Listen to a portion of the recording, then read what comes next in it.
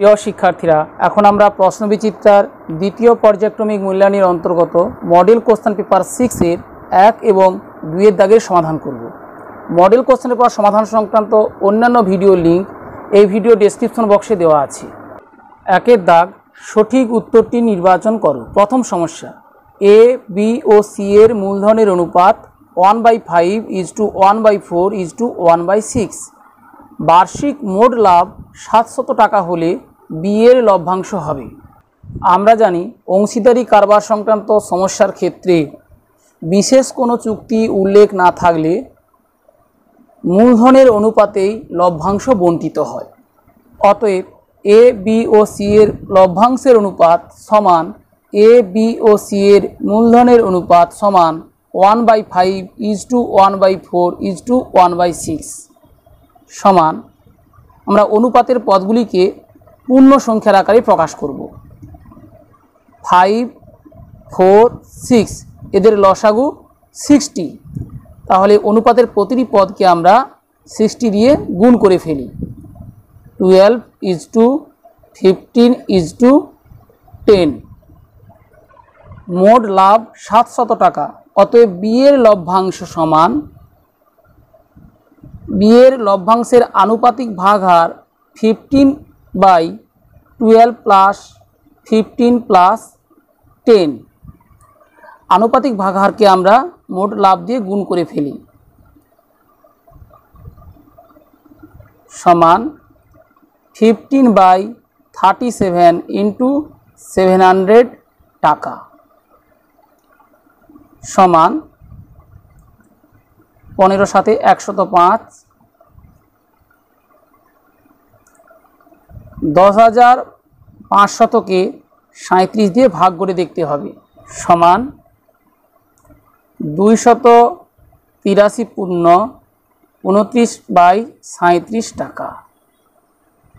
Option এতে আছে 1200 টাকা, অপশান বিতে 1300 টাকা, অপশান সিতে 1500 টাকা। এদের কোনোটাই হবে না, অর্থাৎ অপশান ডি কোনোটি নয় সঠিক উত্তর। দ্বিতীয় সমস্যাটি লক্ষ্য করো, x² + ax + 3 = 0 সমীকরণের একটি বীজ 1 হলে a সমান কত? x² + ax + 3 = 0 সমীকরণের একটি বীজ 1, অতএব চলো x এর মান 1 দ্বারা সমীকরণটি সিদ্ধ হয়। অতএব 1² + a × 1 + 3 = 0 বা a + 4 = 0, অতএব a = -4। অপশান এতে আছে 2, অপশান বিতে 3, অপশান সিতে -2, অর্থাৎ এ বি সি কোনোটাই হবে না, অপশান ডি কোনোটি নয় এক্ষেত্রে সঠিক উত্তর। তৃতীয় সমস্যাটি লক্ষ্য করো, এ অ্যাভারেজেজ বি এবং বি অ্যাভারেজেজ সি হলে 4টি সম্ভাব্য উত্তরের মধ্যে কোনটি সঠিক? এখানে দুটি ভেদ সম্পর্ক আছে। প্রথম ভেদ সম্পর্ক এ অ্যাভারেজেজ বি এবং দ্বিতীয় ভেদ সম্পর্ক বি অ্যাভারেজেজ সি। যেহেতু দুটি ভেদ সম্পর্ক আছে, আমরা দুটি পৃথক ভেদ ধ্রুবক ধরে নেব। অতএব এ সমান, এক্ষেত্রে ভেদ ধ্রুবক k1 ধরে নিই, k1 × b, যেখানে k1 অশূন্য ভেদ ধ্রুবক এবং বি অ্যাভারেজেজ সি, অতএব বি সমান, এক্ষেত্রে ভেদ ধ্রুবক k2 ধরে নিই, k2 × c, যেখানে k2 অশূন্য ভেদ ধ্রুবক। অতএব এ সমান, পুনরায় লিখি, k1b সমান k1 × b এর পরিবর্তে k2c লিখি, বা a/c সমান k1 k2 সমান ধ্রুবক, যেহেতু k1 k2 ধ্রুবক, অর্থাৎ k1 k2 উভয়ে ধ্রুবক, সুতরাং তাদের গুণফল ধ্রুবক। অতএব এ অ্যাভারেজেজ সি অর্থাৎ option C A as varies C এক্ষেত্রে সঠিক উত্তর। চতুর্থ সমস্যাটি লক্ষ্য করো, দুটি সদৃশ ত্রিভুজের বাহুর দৈর্ঘ্যের অনুপাত 4:9 হলে তাদের ক্ষেত্রফলের অনুপাত হবে। দুটি সদৃশ ত্রিভুজের বাহুর দৈর্ঘ্যের অনুপাত 4:9। মনে করি ওই বাহু দুটির দৈর্ঘ্য যথাক্রমে 4x একক 9x একক, যেখানে x > 0। আমরা জানি দুটি সদৃশ ত্রিভুজের ক্ষেত্রফলের অনুপাত অনুরূপ বাহুর বর্গের অনুপাতের সঙ্গে সমান। অতএব নির্ণেয় অনুপাত সমান 4x এর হোল স্কোয়ার = 9x এর whole square equals 16x square = 81x square equals 16:81, অর্থাৎ অপশান ডি 16:81 এক্ষেত্রে সঠিক উত্তর। পঞ্চম সমস্যাটি লক্ষ্য করো, প্রদত্ত চিত্রে PQ সমান x সেমি, QR সমান 7 সেমি, RC সমান 3 সেমি, PD সমান 5 সেমি হলে x সমান কত?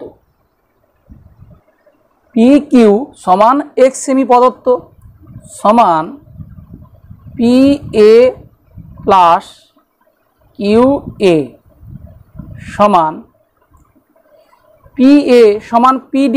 আমরা জানি বৃত্তের বহিস্থ কোনো বিন্দু থেকে যে দুটি স্পর্শক অঙ্কন করা যায় সে দুটির দৈর্ঘ্য সমান, অর্থাৎ PA সমান PD প্লাস একইভাবে QA সমান QB হবে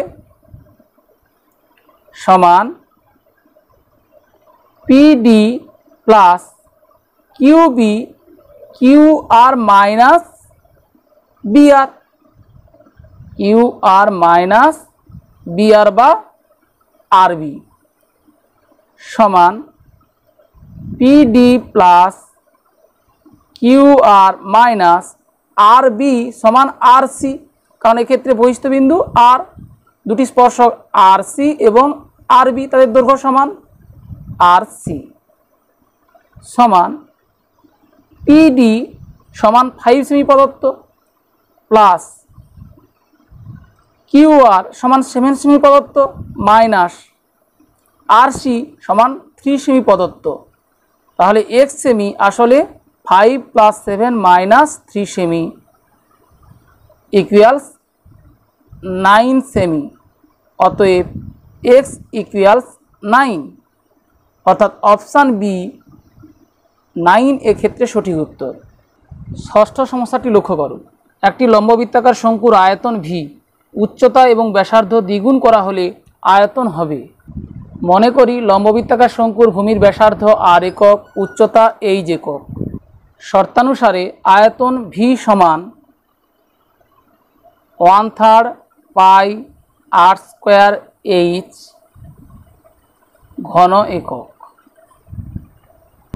উচ্চতা এবং ব্যাসার্ধ দ্বিগুণ করা হলে আয়তন V2 সমান 1/3 পাই, রেডিয়াস তাহলে এক্ষেত্রে 2r এর হোল স্কোয়ার ইন্টু হাইট এক্ষেত্রে 2h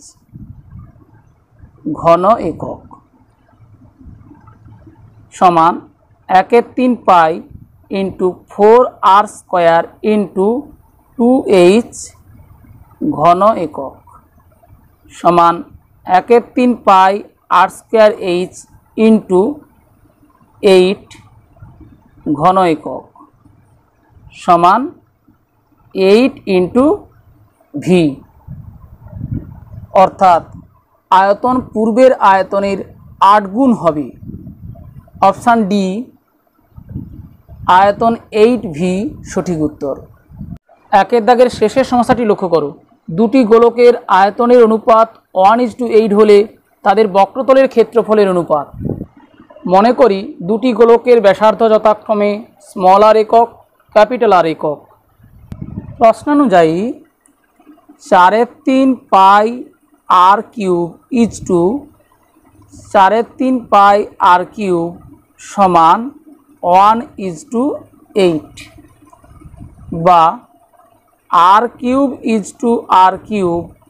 সমান 1:8 বা r/r এর হোল কিউব সমান 1/2 এর হোল কিউব। অতএব r/r সমান 1/2। তাদের বক্রতলের ক্ষেত্রফলের অনুপাত সমান 4πr² 4πr² r² equals r/r এর হোল স্কোয়ার ইকুয়ালস 1/2 এর হোল স্কোয়ার ইকুয়ালস 1/4 ইকুয়ালস 1:4। ভগ্নাংশকে আমরা অনুপাতের আকারে লিখতে পারি, আবার অনুপাতের আকারকে আমরা ভগ্নাংশ আকারে লিখতে পারি। তাহলে তাদের বক্রতলের ক্ষেত্রফলের অনুপাত 1:4, অর্থাৎ অপশান বি 1:4 সঠিক উত্তর। 2 দাগ, নিম্নলিখিত প্রশ্নগুলির উত্তর দাও। প্রথম সমস্যা, A as varies B, B as varies 1/c এবং সি অ্যাজ ভ্যারাইজেজ 1/d হলে এ ও ডি এর মধ্যে ভেদ সম্পর্ক নির্ণয় করো। এ অ্যাজ ভ্যারাইজেজ বি, অতএব এ ইকুয়ালস, এক্ষেত্রে 3টি ভেদ সম্পর্ক আছে, আমরা 3টি ভেদ ধ্রুবক ধরে নেব। প্রথম ভেদ ধ্রুবক k1 ধরে নিই, k1 ইন্টু বি,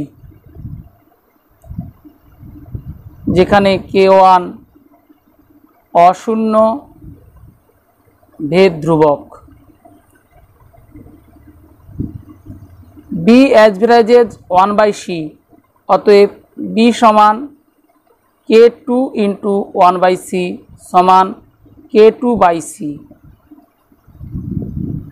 যেখানে k2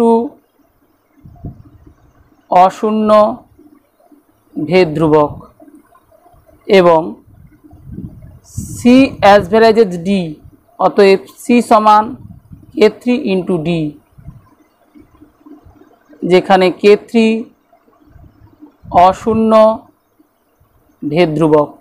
অতএব এ সমান k1b সমান k1 ইন্টু বি এর পরিবর্তে আমরা k2/c লিখতে পারি, সমান k1 k2 ইন্টু 1/c এর পরিবর্তে আমরা k3d লিখতে পারি। অর্থাৎ প্রয়োজনে 1 2 3 এভাবে নাম্বারিং করে 1 2 ও 3 থেকে পাই এখানে লিখতে পারি, সমান k1 k2 বাই k3d বা ad সমান k1 k2 বাই k3 সমান ধ্রুবক, কারণ k1 k2 k3 প্রত্যেকেই ধ্রুবক, সেক্ষেত্রে k1 k2 বাই k3 সমান ধ্রুবক। অতএব এ অ্যাজ ভ্যারাইজেজ 1/d। 2 দাগের দ্বিতীয় সমস্যাটি লক্ষ্য করো। ত্রিভুজ এ বি সি এর কোণ এ বি সি সমান 90 ডিগ্রি, অর্থাৎ বি কোণ সমকোণ, এবং বিডি লম্ব এসি, অর্থাৎ সমকৌণিক বিন্দু বি থেকে অতিভুজ এসি এর ওপর বিডি লম্ব। যদি বিডি সমান 8 সেমি এবং এডি সমান 4 সেমি হয়, তবে সিডি এর দৈর্ঘ্য কত? আমরা জানি যে কোনো সমকোণী ত্রিভুজের সমকৌণিক বিন্দু থেকে অতিভুজের উপর লম্ব অঙ্কন করলে ওই লম্বের উভয় পার্শ্বস্থিত ত্রিভুজদ্বয় সদৃশ। অতএব ত্রিভুজ বিডিএ ও ত্রিভুজ বিডিসি সদৃশ, কারণ এ বি সি সমকোণী ত্রিভুজের বি সমকৌণিক বিন্দু থেকে অতিভুজ এসি এর উপর বিডি লম্ব। অতএব তাহলে অনুরূপ বাহুগুলির অনুপাত একই হবে। বিডিএ ত্রিভুজের বিডি বাই এডি, বিডিএ ত্রিভুজের এ কোণ সমান বিডিসি ত্রিভুজের এই বি কোণ, অর্থাৎ বিডি এ কোণের বিপরীত বাহু। তাহলে বিডিসি ত্রিভুজের বিকোণের বিপরীত বাহু সিডি হবে সিডি বাই, তাহলে সমকোণ সংলগ্ন অপর বাহু বিডি, অর্থাৎ বিডি বাই এডি সমান সিডি বাই বিডি, বা সিডি ইন্টু এডি সমান বিডি ইন্টু বিডি বা বিডি স্কোয়ার, বা সিডি সমান BD square by AD. BD সমান 8 সেমি প্রদত্ত, তাহলে 8 গুণ 8 ডিভাইডেড বাই এডি সমান 4 সেমি প্রদত্ত, 4 একক এক্ষেত্রে সেমি, ইকুয়ালস 16 সেমি। অতএব সিডি এর দৈর্ঘ্য 16 সেমি। 2 দাগের তৃতীয় সমস্যাটি লক্ষ্য করো। একটি লম্ববৃত্তাকার শঙ্কুর ব্যাসার্ধ এবং উচ্চতা 20% বাড়ালে আয়তন কত শতাংশ বৃদ্ধি পাবে? মনে করি লম্ববৃত্তাকার শঙ্কুর ভূমির ব্যাসার্ধ আর একক এবং উচ্চতা এইচ একক। অতএব আয়তন V1 সমান 1/3 পাই আর স্কোয়ার এইচ ঘন একক। ব্যাসার্ধ 20% বাড়ালে হয় আর প্লাস আর এর 20%, অর্থাৎ আর ইন্টু 20/100 একক, equals R plus R by 5 equals 6r/5 একক। উচ্চতা 20% বাড়ালে হয় এইচ প্লাস এইচের 20% একক, ইকুয়ালস একইভাবে 6h/5 একক। অতএব আয়তন V2 সমান 1/3 পাই আর এক্ষেত্রে 6r/5 এর whole square into H 6h/5 ঘন একক সমান 1/3 পাই 36r²/25 ইন্টু 6h/5 ঘন একক, ইকুয়ালস 1/3 পাই r² গুণ 36 ইন্টু 6 ইকুয়ালস 216/25 ইন্টু 5 125 ঘন একক সমান 216/125 ইন্টু V1। অতএব আয়তন বৃদ্ধি সমান অন্তিম আয়তন মাইনাস প্রাথমিক আয়তন, অর্থাৎ 216/125 V1 মাইনাস V1। আয়তন বৃদ্ধির হার সমান আয়তন বৃদ্ধি বাই প্রাথমিক আয়তন, অর্থাৎ 216 V1 minus 125 V1 by 125 divided by V1। আয়তন বৃদ্ধির শতকরা হার নির্ণয়ের জন্য আমরা আয়তন বৃদ্ধির হারকে 100 দিয়ে গুণ করে পার্সেন্টেজ চিহ্ন ব্যবহার করব, সমান 91 V1 বাই 125 গুণ 1/V1 গুণ 100%। V1 কেটে দিলাম, 25 5 125, 25 4 100 সমান 5 7 35, 1 4 5 গুণ 2 10, 4 0 5 8 40, অর্থাৎ 72.8%। 2 দাগের শেষের সমস্যাটি লক্ষ্য করো। একটি গোলক একটি ঘনকের মধ্যে অবস্থিত হলে ঘনবস্তু দুটির আয়তনের অনুপাত কত হবে? আমরা জানি একটি ঘনকের মধ্যে একাধিক গোলক রাখা যেতে পারে, কিন্তু এক্ষেত্রে একটি গোলক একটি ঘনকের মধ্যে অবস্থিত হলে ঘনবস্তু দুটির আয়তনের অনুপাত কত হবে জানতে চাওয়া হয়েছে। সুতরাং আমাদের ধরে নিতেই হবে ঘনকের মধ্যে সর্ববৃহৎ যে গোলকটি রাখা যাবে সেই গোলক এবং ঘনকের আয়তনের অনুপাত নির্ণয় করতে হবে। মনে করি ঘনকের মধ্যে অবস্থিত সর্ববৃহৎ গোলকটির ব্যাসার্ধ আর একক। অতএব ঘনকের প্রতিটি বাহুর দৈর্ঘ্য সমান গোলকের ব্যাসের দৈর্ঘ্য সমান 2r একক। অতএব গোলক ও ঘনকের আয়তনের অনুপাত সমান 4/3 pi r cube is two ঘনকের বাহুর ঘন অর্থাৎ 2r এর হোল কিউব সমান 4/3 pi r cube is to 8r cube সমান 4/3 পাই ইজ টু 8 সমান 4/3 গুণ পায়ের স্থূলমান 22/7 ইজ টু 8 সমান 88/21 ইজ টু 8। উভয় পক্ষকে 8 দিয়ে ভাগ করে পাই 11/21 is to 1 equals 11 is to 21। আশা করি প্রশ্নবিচিত্রার দ্বিতীয় পর্যায়ক্রমিক মূল্যায়নের অন্তর্গত মডেল কোশ্চেন পেপার 6 এর 1 এবং 2 এর দাগের সকল সমস্যার সমাধান কৌশল বুঝতে পারলে। বুঝতে কোনো সমস্যা হলে কমেন্টসে জানাও।